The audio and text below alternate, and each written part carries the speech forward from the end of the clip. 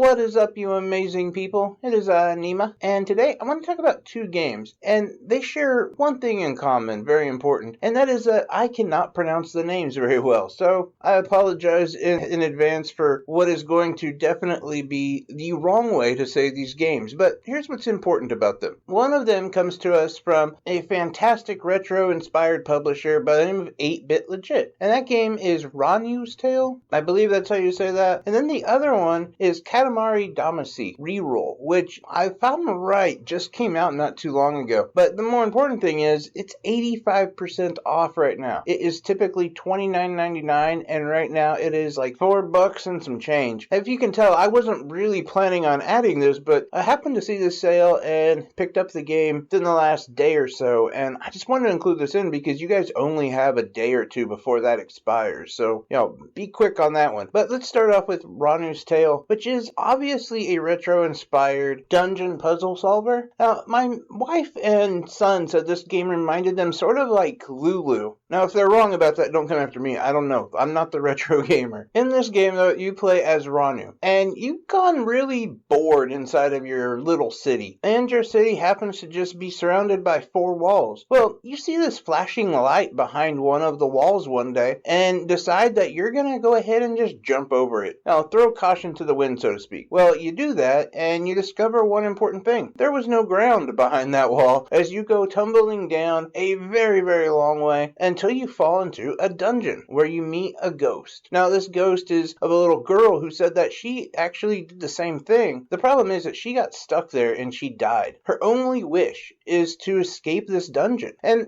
her only hope for that is you. But what you have to do, though, is find every orb and every key in every level. Now, you will have 8 total levels to solve with multiple floors per level. This is a job that basically sounds pretty familiar for a lot of us who understand that retro kind of style, but here's the twist. You're not helpless. In so many of these games, you're helpless. You basically just have to make your way around the enemies and grab what you need and be on your way. But no, not this game, which is what I really like about this game. You have powers, you have abilities. You first start off with a fireball of sorts, which can easily handle any enemies or any crumbling infrastructure, as that does become one of the first obstacles that you do face. Now, moving forward, though, this game also offers more powers, which is what I think is also really cool. So, like I said, you start off with the fireball, then your next one is the ability to fly for just a little bit of time. There's going to be some areas where you're going to have to breach a gap that basically has nothing but death underneath it, so you're going to have to find a way to traverse that. Now, this game offers all of that plus more. There's a lot more to the game, and I don't want to ruin anything else.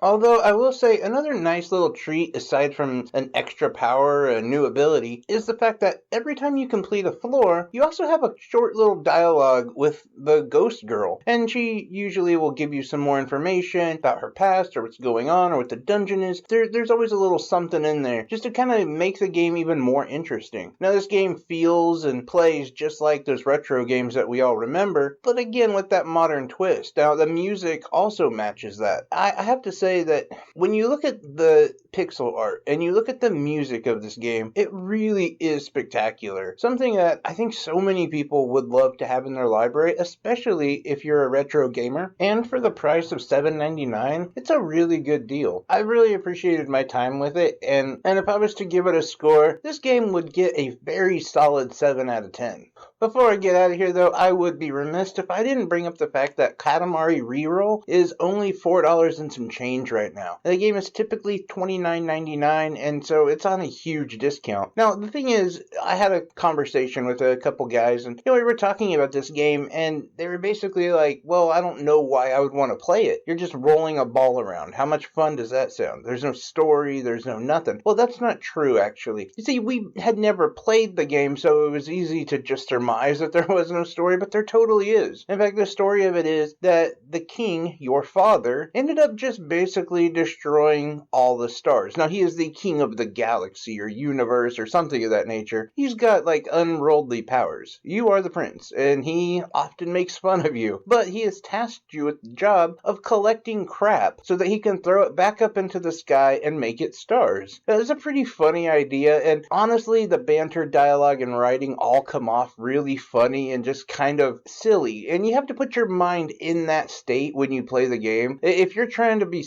like serious or anything like that, that is not going to work. This game is just silly and kind of fun. It's oddly addicting, and I think that this is a game that most people would enjoy and should pick up, especially for the price. Like $4 and some change is, I mean, that's cheaper than like a McDonald's meal anymore. Like you can have a game that is typically $29.99 for less than a Happy Meal, I think. And honestly, yes, there is a very engaging story to the game, and there's other features as well. Like this is not just your typical interesting mechanic, brainless style game. No, like there is a point to everything that you're doing, but I will be honest, like just the mindless like rolling up and making your ball bigger and bigger and bigger is pretty cool, especially when you realize like how small it starts and then you're at the point where you're like basically like rolling up buildings and all sorts of stuff. It's very, very addictive, but again, also really fun. Like understanding how the world kind of changes. There's some incredibly disturbing cutscenes with humans. They're represented very, very scary in this game, if you ask me. Think of like the King from Burger King. But anyway, that's just my thoughts. I would definitely pick up both of these games, and the great thing is you can do it for less than $12. Now tell me the last time you went on a date for less than $12. And I'm giving you 2 dates that are going to last a lot longer than just a couple hours and maybe a disappointing kiss. No, I'm talking you've got at least a solid weekend in front of you for less than $12. Anyway, guys, that's just my thoughts. Again,